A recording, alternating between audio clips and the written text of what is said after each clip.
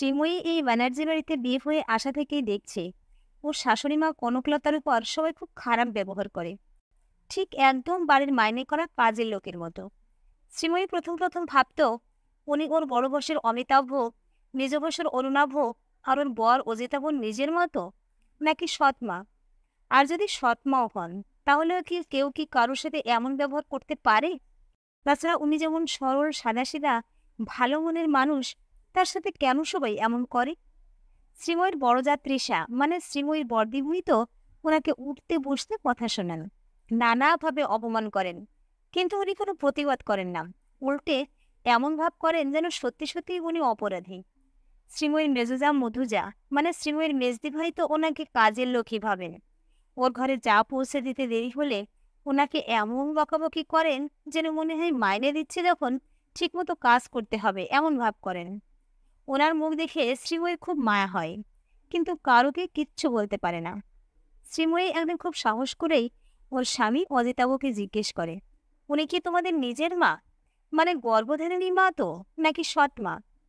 অজিতাবু কটমট করে ওর দিকে তাকাতেই শ্রীময়ী ভয় পেয়ে যায়, বলেন না মানে। অজিতাবু বলেন, তোমার কি দেখে মনে হলো উনি আমার গর্ভধারিণী নন? শ্রীময়ী এরপর আর কোনো দিনই এই ব্যাপারে অজিতাবুকে কিছু জিজ্ঞেস করেনি। বড়জা বা মেজদায়ের কাছে এ ব্যাপারে কিছুই জানতে চায়নি। ও জানে অকারণে কৌতূহল মোটেও ভালো নয়, সময়ই সব বলে দেবে। খুব সকালবেলা কনকবালা দেবী ঘুম থেকে উঠে পড়েন। কখন ওঠেন শ্রীময়ী জানতেই পারে না। শ্রীময়ী যখন ঘুম ভাঙে তখন উনি রান্না বসিয়ে দেন, কারণ ওনার 3 গুণধর ছেলে যে অফিসে যাবে, তাদের অফিসের ভাত, দুপুরের টিফিন সব গুছিয়ে সবার জন্য চা করে তবেই সবাইকে ডেকে দেন। অষ্টমঙ্গলার পর এ বাড়িতে ফিরে এসে নিজের মায়ের শেখানো কথা মতো শ্রীময়ী সকালে খুব তাড়াতাড়ি ঘুম থেকে উঠে পড়েন।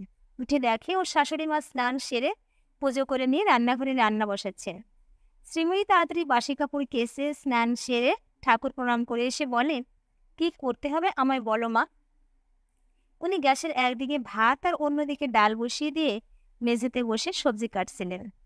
শ্রীময়ীর কথা শুনে মুখ তুলে তাকিয়ে বলেন, এ কি রে ছোট বউ, তুই এত ভোর ভোর উঠলি কেন? দাঁড়া, তোর জন্য চা করে দিই। শ্রীময়ী বলে, তোমার চা খাওয়া হয়ে গেছে? উনি বলেন, ছেলে বউদের না খেয়ে আমি খাই কি করে বলতো? ওরা উঠুক, তারপর একসাথে চা করে সবাই মিলে খাবো।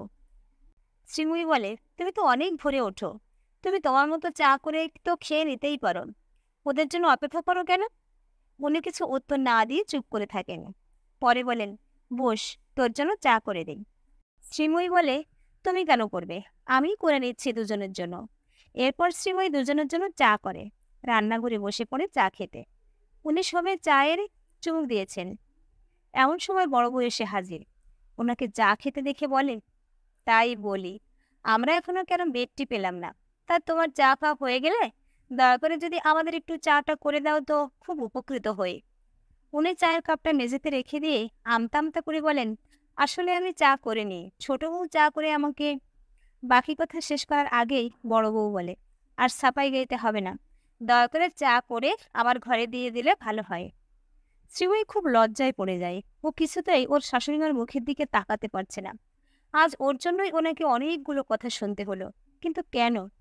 কেন উনি আগে চা করে খেতে পারবেন না? অনেক প্রশ্নই মাথার মধ্যে গিজ গিজ করে, কিন্তু উত্তর দেবে কে? কার কাছে ওনার ব্যাপারে সব জানতে পারবে? পরে শ্রীময়ী সবার জন্য চা করে সবার ঘরে ঘরে দিয়ে আসে। শ্রীময়ী লক্ষ্য করে বাড়ির ছেলেরা সবাই একে একে উঠে স্নান সেরে ভাত খেতে বসে যায়, আর উনি ওদের খেতে দেন। পরে 3 ছেলের হাতে টিফিন কৌটো ধরিয়ে দেন। আবার তারা যখন অফিসে যান তখন তাদের উদ্দেশ্যে দুর্গা দুর্গা বলে কপালে হাত ঠেকিয়ে প্রণাম করেন, ওদের মঙ্গল কামনায়। অথচ ছেলেরা মাকে প্রণাম করে তো দূরের কথা, একবারও মা আসছি পর্যন্ত বলে না। শ্রীময়ীদের বাড়িতে ওর বাবা যখন অফিসে যেতেন তখন ওর ঠাকুমাকে প্রণাম করে যেতেন। আবার এখন ওর দাদা যখন অফিসে যায় তখন শ্রীময়ীর মা বাবা আর ঠাকুমাকে প্রণাম করে আশীর্বাদ নিয়েই তবে বাড়ি থেকে বের হয়। শ্রীময়ী ওকালতি করেন, এমনকি ও বিয়ের আগ পর্যন্ত যখন কোর্টে যেত তখনও সবাইকে প্রণাম করেই যেত। কিন্তু এরা যেন সবাই কেমন। শ্রীময়ী শাশুড়ির সাথে বিভিন্ন অন্যায় দেখে আর রাগে গজগাজ করে, কিন্তু প্রতিবাদ করতে পারে না। মধুচন্দ্রিমা কাটিয়ে শ্রীময়ী আবার কোর্টে জয়েন করেছে। ও একটু দেরি করে কোর্টে যায়, কারণ ওর কোর্ট এই বাড়ি থেকে একটু কাছেই। ছুটি ছাটায় শ্রীময়ী বাড়িতে থাকলে দুপুরে সবাই যখন ঘুমিয়ে পড়ে তখন প্রায় লুকিয়ে শাশুড়ির ঘরে যায়, ওনার সাথে অনেক গল্প করে। কিন্তু কিছুতেই ওনার প্রতি যে অন্যায় অত্যাচার হয় সেটা কেন হয় জানতে পারে না। উনি এতই সৎ যে কোনো দিনই কারো নামে কিচ্ছু বলেন না। শ্রীময়ী ওনার মাথার পাকা চুল বেছে দেয়, পা টিপে দেয়। পা টিপে দিতে গেলে উনি রে রে করে ওঠেন। হাজারবার ওকে চুমু খেয়ে পাপ মোচন করেন। শ্রীময়ী বলেন, তুমি তো মা, তোমার পায়ে আমি হাত দিলে তোমার পাপ হবে কেন? উনি কেবল হাসেন। মরণের 7 বছরের ছেলে অভিষেক ঠাম্মিকে খুব ভালোবাসে, কিন্তু ওরা ওকে কিছুতেই ওনার কাছে আসতে দেয় না। মেজোদায়ের 3 বছরের ছেলে অভিরূপ আমার ঠাম্মির ধারে কাছে খুব একটা আসে না, মানে আসতেই দেওয়া হয় না। তবে 2 নাতিকে নিয়ে ওনার আদিক্ষেতার শেষ নেই। কোন নাতি কখন কি খাবে সেটা ওদের মায়েরা জানে না, জানেন ওদের ঠাম্মি। অভিষেকের যত আবদার ঠাম্মির কাছে। একদিন অভিষেক ঠাম্মির কাছে বায়না করে বলে, আমার তরকারিতে ঝাল দাও না কেন? আমার বন্ধুরা ঝাল খেতে পারে, আমি পারি না বলে ওরা হাসাহাসি করে, আমাকে ছোট্ট বাচ্চা বলে রাগায়। ওরা বলে, তুই বড় হবি কি করে? ঝাল খেলে তবেই তো বড় হওয়া যায়। কনকবালা বলেন, ওরা তো ঠিকই বলেছেন, ঝাল খেলে তাড়াতাড়ি বড় হওয়া যায়, খুব লম্বা হওয়া যায়।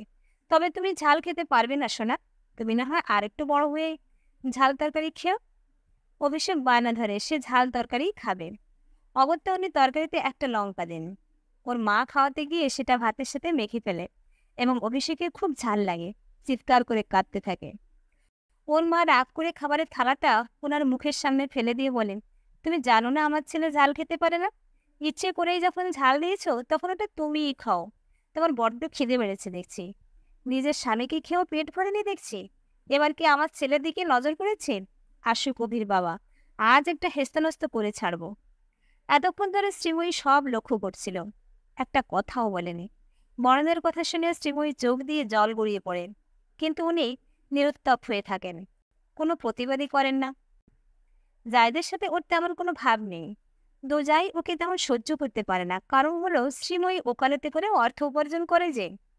সেদিন বড় যায় সেই কথাটা শ্রীময়ীর মনে দাগ কেটে যায়। স্বামীকে খেয়ে পেট ভরেনি বুঝি? এক ছুটির দুপুরে সবাই খেয়ে যখন যে যার ঘরে ভাত ঘুম দিচ্ছে, তখন শ্রীময়ী কনকবালার ঘরে ঢুকে একেবারে ওনার পাশে শুয়ে ওনাকে জড়িয়ে ধরে আদর করে বলেন, ওমা, তোমার সারাদিন খুব পরিশ্রম হয়, তোমার তো বয়স হচ্ছে, একটু বিশ্রাম নিতে পারো না? উনি বলেন, আমি বিশ্রাম নিলে কি চলে? শ্রীময়ী বলেন, তোমাকে একটা কথা জিজ্ঞাসা করব, রাগ করবে না তো? আমাদের শ্বশুরমশাই কিভাবে মারা যান, ওনার কি হয়েছিল? উনি চমকে ওঠেন, পরে বলেন, বড়বু ঠিকই বলেছে, আমি আমার স্বামীর মৃত্যুর জন্য দায়ী। শ্রীময়ী বলেন, তুমিই দায়ী, কিন্তু কি করে, কেন?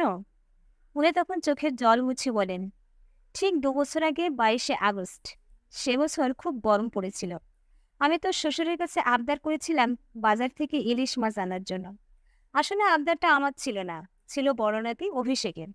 ও যে ইলিশ মাছ খেতে খুব ভালোবাসে, ও বায়না করেছিল, সেটা শুনেই উনি বাজারে ছোটেন। আসলে গরমে কয়েকদিন ধরে ওনার শরীরটা ভালো যাচ্ছিল না, এই ধকল সহ্য করতে পারেননি। মাছ কিনে ফেরার সময় বাজারেই মাথা ঘুরে পড়ে যান এবং মারা যান। উনি খুবই রসিকে আর আমোদে মানুষ ছিলেন। ছেলেরা সবাই ওনাকে খুব ভালোবাসতো।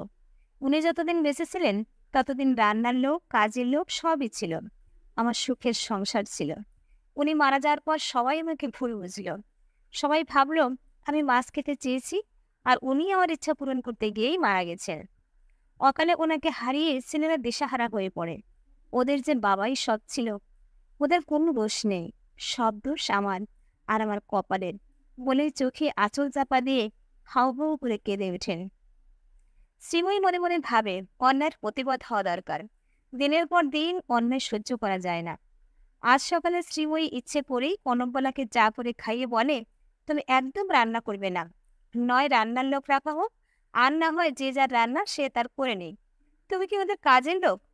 কনকবালা বলেন, এ কি অনর্থ করছিস ছোট বউ, ছাড় আমাকে, রান্না না করলে সবাই খাবে কি?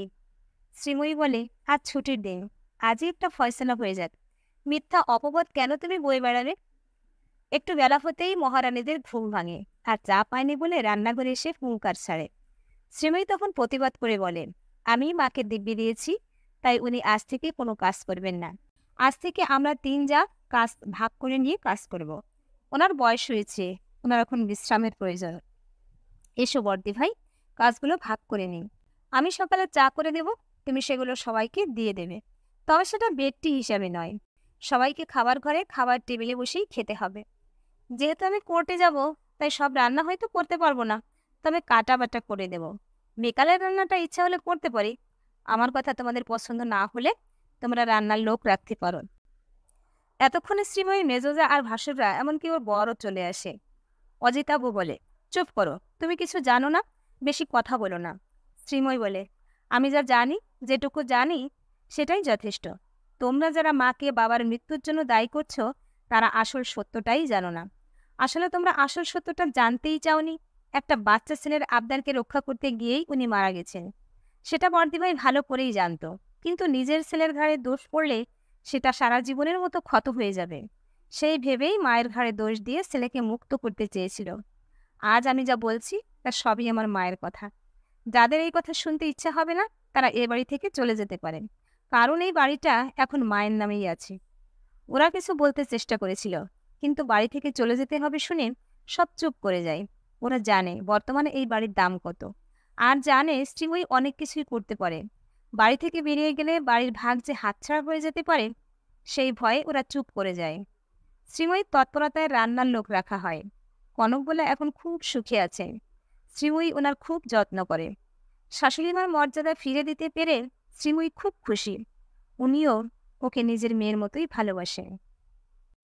এতক্ষণ সাথে থেকে গল্পটা শোনার জন্য অশেষ ধন্যবাদ বন্ধুরা। গল্পটা ভালো লাগলে একটা লাইক, কমেন্ট ও শেয়ার করতে পারেন। আর পরবর্তীতে আরও এরকম গল্প শুনতে চাইলে আমার চ্যানেলটা সাবস্ক্রাইব করে পাশে থাকুন। ধন্যবাদ।